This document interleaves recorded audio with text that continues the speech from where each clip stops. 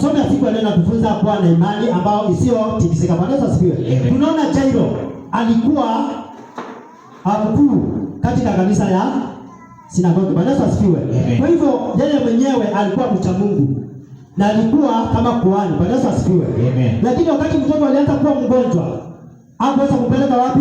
Hospitalini. Alikuwa anajua Yesu Kristo kuna mahali atakuja kuhubiri injili ya Bwana. Bwana Yesu asifiwe.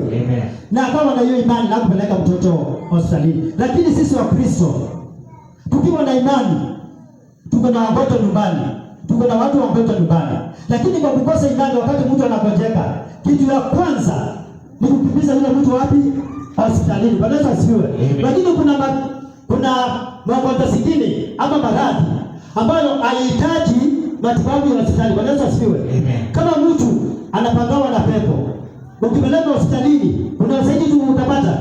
Lakini sisi kwa sababu ya kukosa imani, wakati mtu anakuwa mgonjwa, tunakimbiza wapi? Tunakimbiza hospitalini. Kwanza leo nataka tubadilishe hiyo mawazo, hiyo mafikira. Mtu akiwa mgonjwa